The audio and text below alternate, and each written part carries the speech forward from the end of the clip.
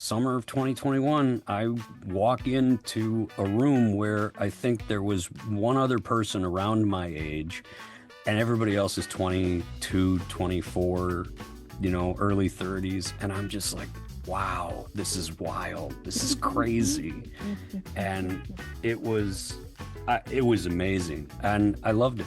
I really enjoyed it. I enjoyed the school environment. I enjoyed the work. I enjoyed learning again. It was exciting, and it was, reinventing yourself, figuring out what you're going to do.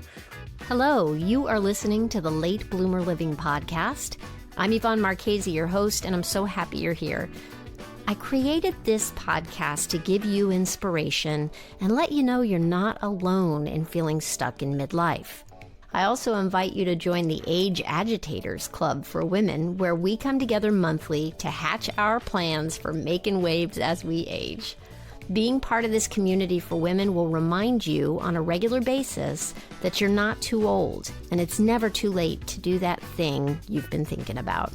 You can find more information at latebloomerliving.com/community, and I hope to see you there. Hello, my friend. I'm so excited for you to meet today's guest, David Heuvelman. We first met years ago when our kids were in Cub Scouts together, but I recently ran into him at the grocery store and learned that he had made a huge midlife leap, going to law school in his 60s.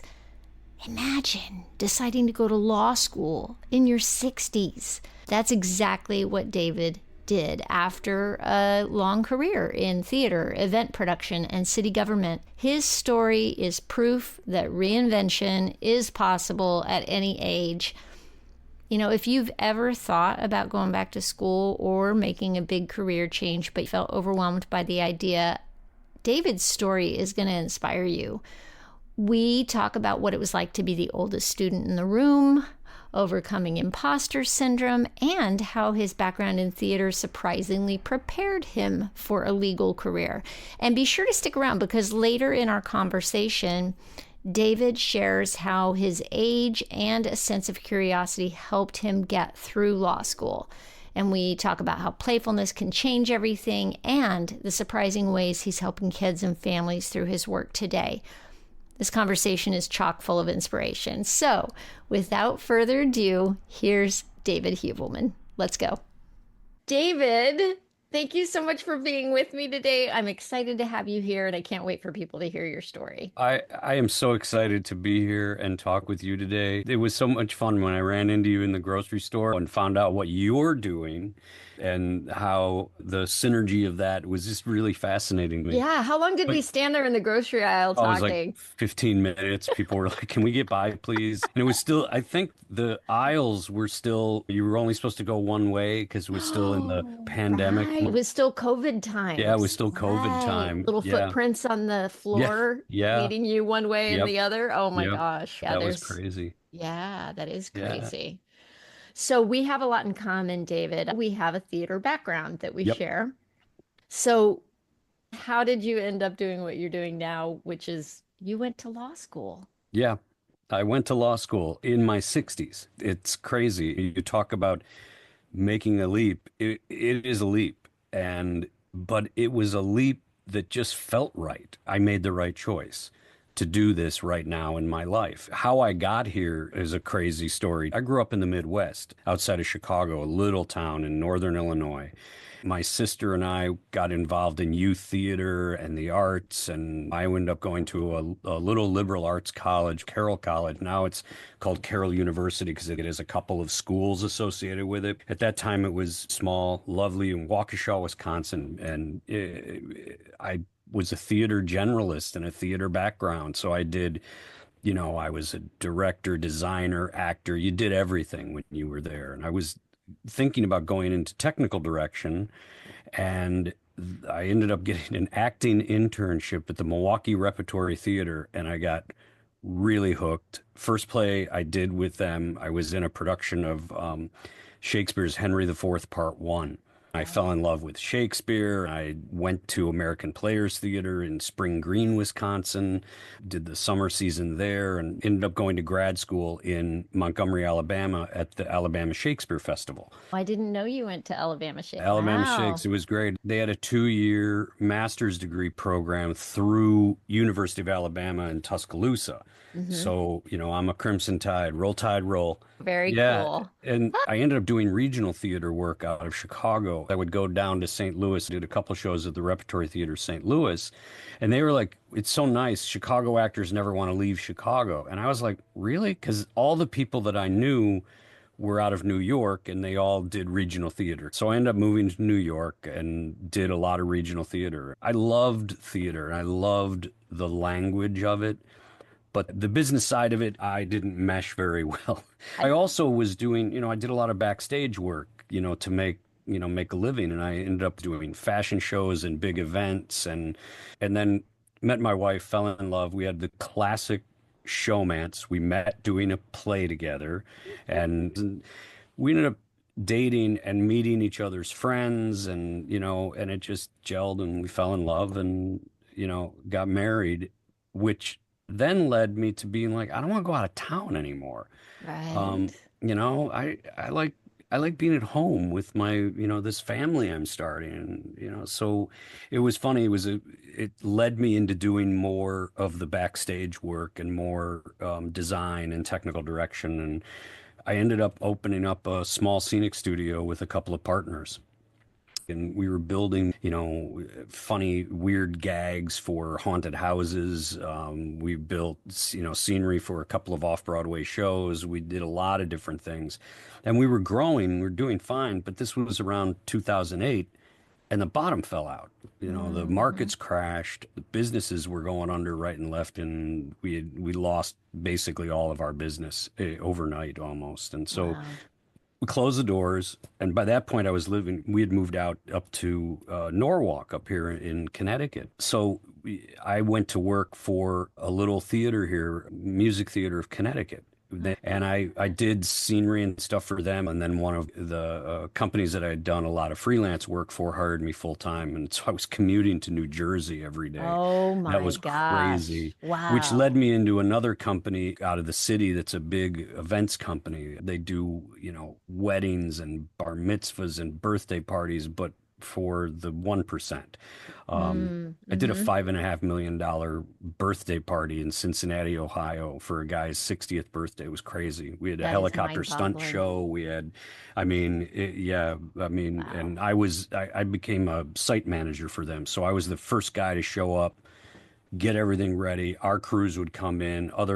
I dealt with all of the contractors, HVAC, electric, anybody that we needed to put this thing together. We'd build Wow. huge tent cities, places. I mean, and we did it.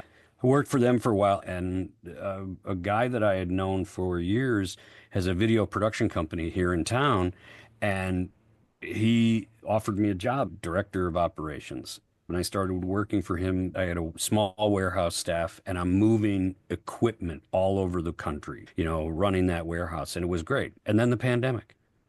And from end of January until mid-March, we lost 7, $8 million worth of business for the year. It was like within this 2.5, 3 week period of time, everybody said, we're not doing the show. We're not doing Yeah. the show. We're Yeah. not The doing the events show. app, the events industry And died. the owner was freaking out. We had no idea what was going to happen. And about 3 weeks later, he said, I got to lay everybody off. I got to close up. I didn't know what was going to happen at that point. And I didn't think that industry was going to come back. And I started thinking about, what do you want to do? What do you want to do? And I was very involved in politics in Norwalk. I'd been elected to the Common Council.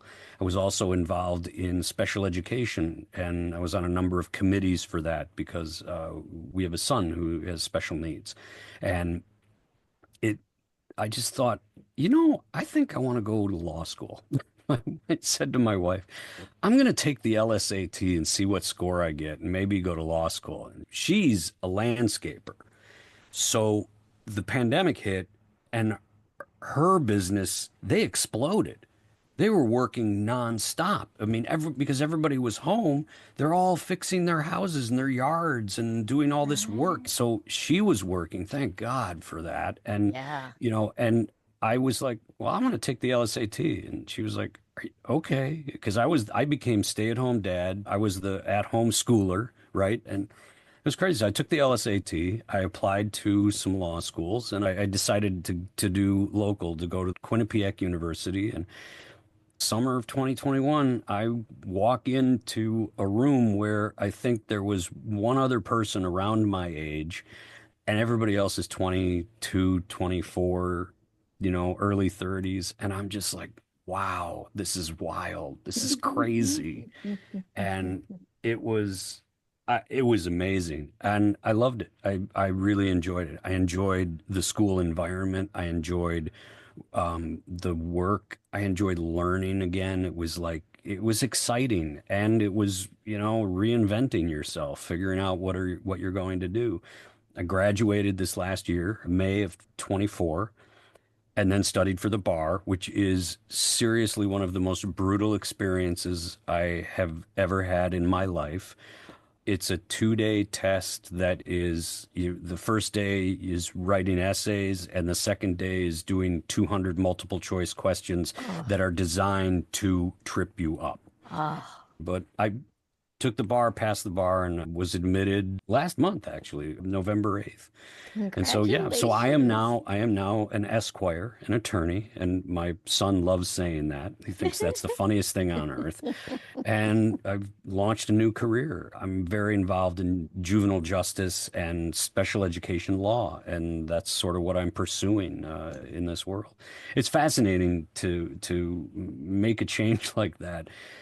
What's the biggest thing, Yvonne, that got me was the fact that if I were in my 20s, I would have had the anxiety and angst of that, and I saw that in the young Mm, people that I was with, my classmates, mm, because they're just starting and they're looking at this world and going, where do I fit into it? mm. And I had already figured out I fit in pretty well doing things that I do, places I fit.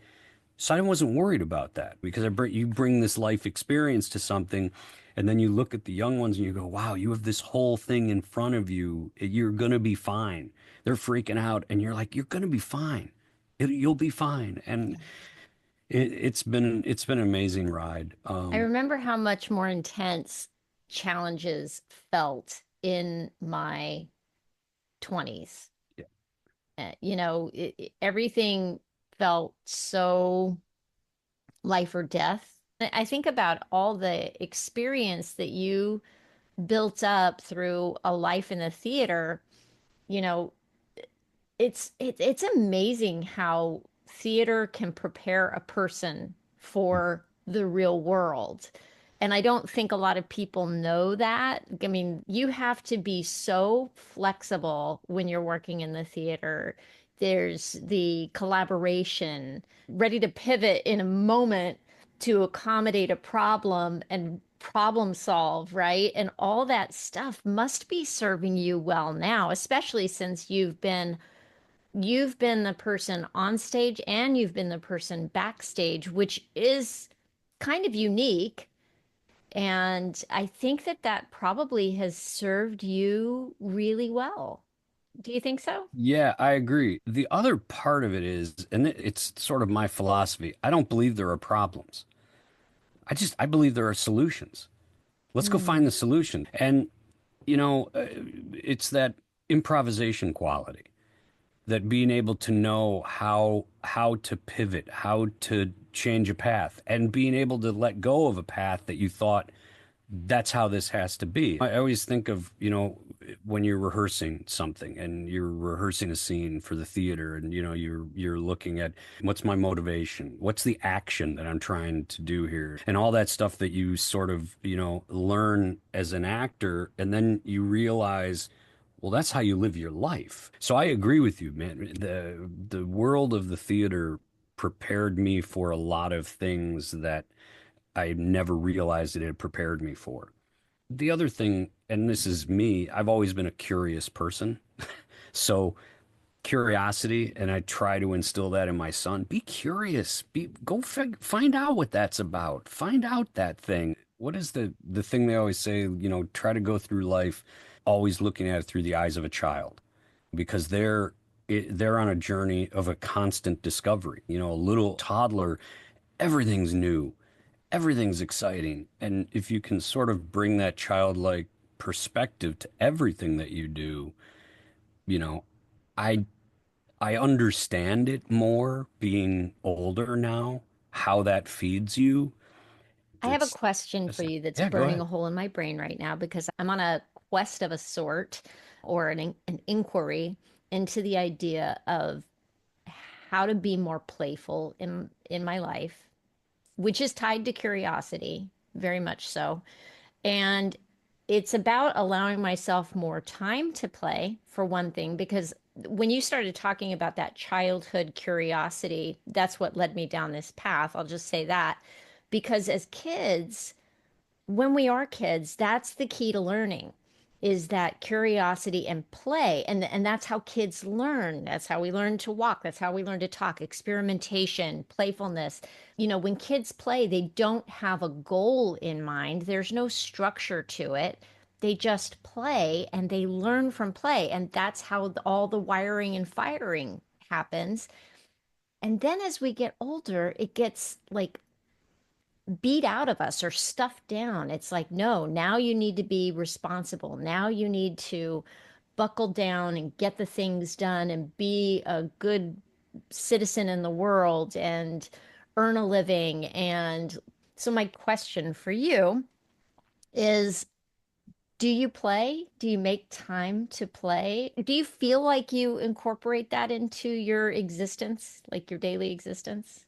I I don't do it enough, I think. I need to find more outlets for that, but I think there's a lot of truth to that, which ties into the curiosity. I'm very involved in the special education world, and there's a lot of work that's done from a behavior standpoint where it's easier to take the kid down a path of behavior when it's play Mm. rather than do this, you're going to get rewarded for behaving in a certain way. But if they put a bunch of kids in a room together and have them play, they can now work on the behaviors that are maybe perhaps problematic for a child to teach them how to make better choices, that type of stuff. But they do it through play. Why? Because kids love to play. They play games. And I think there's a lot to that because I think that even as adults, what you bring up is a sense of play. You know, we'll start dancing in the kitchen, like put on some music and just start Dance in the dancing kitchen all around. the time. And my son will come up the stairs because he's down in well, it used to be the man cave, now it's the kid cave. And he'll come upstairs and be like, "What are you guys doing?" Looking at us like you're freaks. And it's like, no, we're just having a fun time. Come here, dance with me. And that moment it sort of recharges your batteries and you're like, hey, okay, all right, what do we need to do now? I got to get this done. Da, da, da. But taking that 30 seconds can be absolutely invaluable. Hey, let's take a quick break because I've got something fantastic to share with you. Have you ever thought about what it really means to live your best life? Well, my dear friend Lou Blazer has, and she's sharing her discoveries in her weekly newsletter called We're All Getting Older.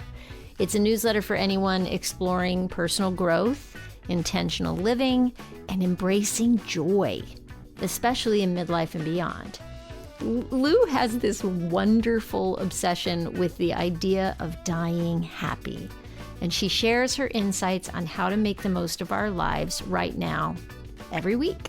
I look forward to opening her emails every week because it's filled with inspiration and actionable ideas. If that sounds like something you'd love too, you got to check it out. Signing up is super easy. Just head over to loublazer.com. That's LOUBLASER.com. And you can do it there. Trust me, you'll thank yourself for it. And now, back to our regularly scheduled programming. So I'm wondering if this focus that you have on special education, helping kids, Did you know when you went to law school that that was going to be your eventual path, or did that open itself up to you as you were going through law school and learning more about what it is It, to be a lawyer? I knew I knew I wanted to be involved in special education because it's a passion for me. And we're talking about the development for disabled kids, and we're talking about their rights, and they, sometimes need to be protected. And then, we have marginalized communities that I think there are times where the potential for them being taken advantage of in the system, because the system has flaws. I'll put it that way. That said, I took in my second year of school, in the first year, everybody takes the same classes, contracts and torts and constitutional law, and you study all the foundational stuff. That's the first year. And then the next 2 years, you're taking electives and you're taking other classes that are, a smorgasbord of prerequisites, but also then classes that, of interest. I went into a class that was an amazing class taught by this professor who she had been a social worker, she was an attorney, practiced in family law, practiced juvenile law, had a PhD in, I believe, child development. And she taught this class, which was an intersection of child development and the law. And it was Mm. not so much about the law as it was about how a child's brain develops and how the law doesn't actually understand that. Our laws aren't written to take into, Mhm. account that an 18-year-old is going to make decisions because their brain isn't fully developed Their yet. They prefrontal make cortex is Yeah, not fully developed they're yet, right? they're Gosh, I hadn't the thought about the that. gray matter is all shifting around, and it's solidifying into what that child's brain will be by the time they're 25. It's doing all of that, but while it's doing all of that, all these areas that control impulse, that control, aggression, that control these things are in flux. And I'm in this class and we're reading white papers on, brain development in children, and then we're talking about cases that are out there in the real world that, you know, kids who get caught up in the system and end up in jail at 17 years of age and spend most of their life in jail because they were treated like an adult. Mhm. And you talk to this young man who's now, in his 30s and going, I don't know why I made those choices. It was stupid. It was wrong. I got fascinated by that, which led me into doing an externship. And I ended up working for an organization called Lawyers for Children America. And this marvelous woman, I spent the whole semester going to juvenile court with her and being involved in child protective cases. It can be about a child Mm. going into the foster system, DCF involvement. They're very complex. Mhm. And I was fascinated by it because I became fascinated by the fact that the system, the juvenile law, juveniles get kind of shafted, and we got to get better at that. And it just became something that I was like, wow, this is amazing. And then elder law, which I found interesting, was because I saw a class, elder law. I'm in my 60s. Maybe I should take that class. I might learn something for myself. Yeah. Became fascinated with how difficult the system is when people get older, and especially people who, may have gone through their life savings or didn't have very much savings to begin with, or have mental illness of some kind, and how their estates are structured. Can you think of it, for example, with an older person who is being affected by a law Well, that is the a lot of times what happens is you have an older person that needs to go into a nursing home and okay? is infirm. The question becomes what is their capacity to make decisions? Right. And so do they need somebody to make those decisions for them? And it might, the family member may be motivated because there's a large estate and they don't want the estate wasted because Hmm. they may stand to inherit some of that. So, there's issues like that. So they say, how can we set this person up to be able to live out their life but not waste the estate? or not be a victim of, somebody coming along and fraudulently taking from them. Yeah. So somebody may say this person needs to have a conservator. And so they file a petition. The person bringing the petition doesn't necessarily become the conservator. Think of conservator similar to a guardian. And for an older person that may be in dementia, this how are they taken care of? And then, what needs to happen from an estate standpoint of, are they indigent? Do they have nothing? And how are they cared for? Can they remain at home? Do they have the resources to have help that comes in and take care of them and those types of things? And they're not capable of making those decisions. And it happens more often than you think. It's scary business. Like my Yeah, dad had dementia and my mom was his caregiver for 10 years and it was such a stressful time not knowing what if something happened to my mom, you know? yeah, it's a difficult process. And Yeah. so that I was fascinated by that through that class. To answer your original question, I knew I wanted to do this one thing, but law school also opened me up to a number of other things that I find interest in. And I'm working on learning those things as well to sort of add them to my repertoire because I'm working for a lawyer who does special education law, and I'm learning about that, but I'm also picking up all these other little things that I want to do because, I think probably one day I'll have my own solo practitioner type of situation doing some very niche things Yeah. And that it I want to sounds do. like once again you're letting yourself be led by curiosity, Yeah. you know? Yeah. Yeah, that's a Did you good one. Yeah. did you find that at least knowing that you were going in with special ed, did having that as your why or your guiding light help get you through tough times in school? Oh yeah, I think it helped a lot because I knew I had a goal. Okay, so you had this idea. I'm going to take the LSAT. First of all, that just strikes fear into my heart to even go take any standardized test right now. So did you study for it or did you just Well, go I take it and see what happens? I got one book, I can't even remember who it was, and I kind of went through that book a little bit, and Hmm. then Khan Academy was Beautiful thing part that of, and it was exists, part of right? the LSAC, so I did a few of their Oh, modules, and so anyway, I kind of studied a little bit for that, but it was summertime and I had my son was home and he would have, the neighbor, because we were at that time was still pandemic world. We were like a little pod you here had your and little bubble. the two of Yeah, them would play outside and go nuts and everything else. So I would sit outside with this book to keep an eye on them, and try to study. And then one day it was like, oh, I have to take the test now. And I took the test. I scored, fairly well. I scored well enough to get into the couple of schools, and that that's was fantastic. yeah. Did you have anxiety about going back to school? Oh yeah. Yeah. How Yeah. did you get past that? Well, it, I was anxious more so because of something that happens to, I think, everybody that goes to law school. I think it happens to, people going to medical school, people, all of that stuff. You have imposter syndrome Hmm. where you start to go, I'm not this. I can't do this. This is not me.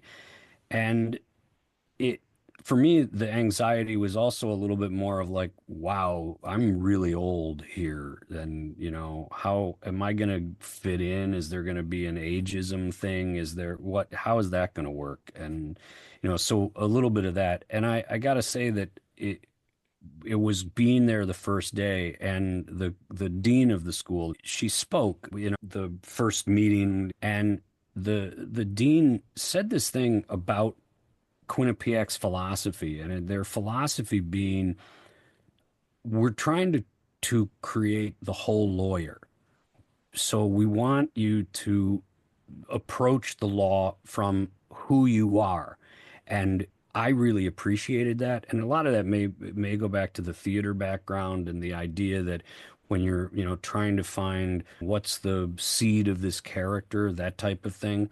It was the same thing. What's the seed of where this comes from to become law? Why is it created that way? So it wasn't just about, hey, learn these 10 rules and know them backwards and forwards. You still had to know the 10 rules, but it was also how does it apply on a human level?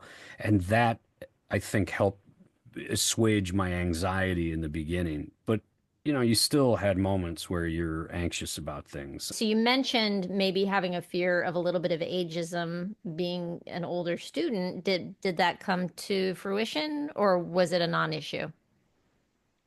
For the most part, it was a non-issue. I Mm-hmm. met some really, really great people who I think are going to be friends for a very long time. I'm in touch with them even now. We text back and forth.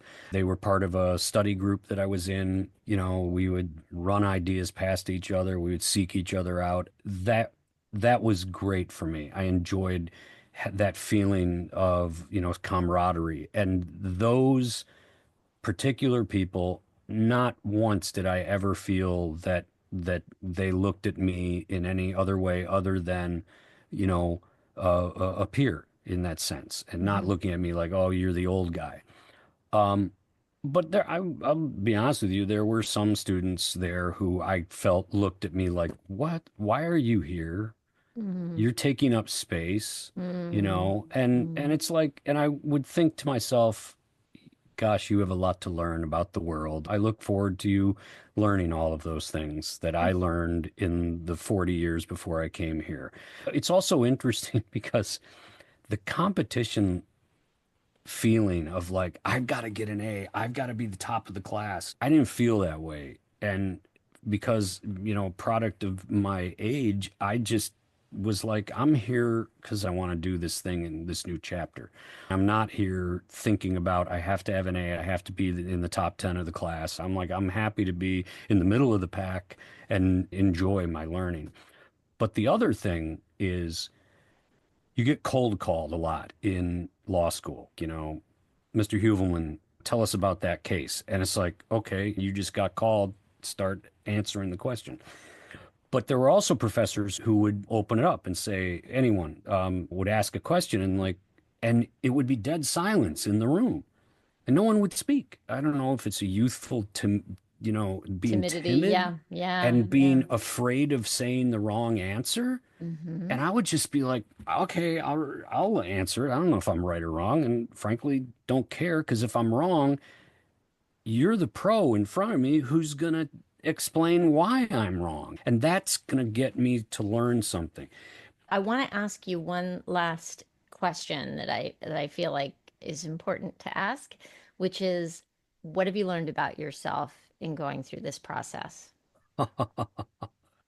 Uh, well, I learned that I have much more stamina than I thought I had when it comes to school. I'm like, wow, I actually can do this still. I can actually absorb this stuff and I can learn these things and I can apply them. And that's exciting. It's exciting to find that out about yourself. And so for me, that was, I think, one of the biggest things was to find that I still had that capacity. I think a And lot of people limit themselves from doing new things that are challenging like that because they don't think they have the capacity. So, for you listening right now, if you recognize this in yourself, give yourself the benefit of the doubt on that, that maybe you're not done. Your brain is still plastic. We can you know still what's really learn. great right now? There are outlets for that. There are the great courses catalog. Keep reading, keep doing things like that because you find out that you still have the capacity to learn new things, and that helps your perspective grow and evolve. And even at my age, I feel like I learned that I have that capacity, and I don't want to ever let go of it. I want to keep doing that. Yeah, and studies have been done that show that when we put ourselves in the position of learning something new, what we're doing is really creating new neural pathways in our brain. It's really good for our brain health to challenge ourselves that way, to learn something that is technical, to learn something that is process based, to learn it's not just about doing the crossword puzzle every day, but it really is about getting in and learning new skills is very powerful for keeping your brain active into old age. I love that you found that out about yourself. Thank you so much for being with me Oh, today. thank And you. I really enjoyed this. do you want to give people a way to get in touch with you?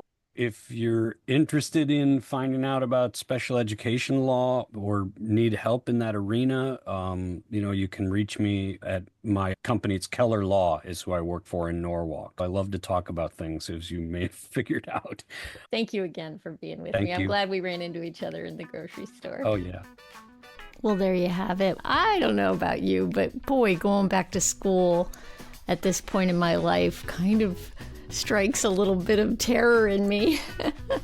But I love how David's story reminds you and me that reinvention is possible at any age, and that curiosity and playfulness are the key ingredients to staying engaged with life. If his journey sparked something in you, maybe a dream you've been putting off or a challenge you've been afraid to tackle, take this as your sign. You are never too old, and it is never too late. If you enjoyed this episode, I'd love for you to share it with a friend who might need a little encouragement. And if you haven't already, be sure to subscribe so you don't miss what's coming next. Thank you so much for spending this time with me today. Keep dreaming and blooming and learning. And as always, stay playful.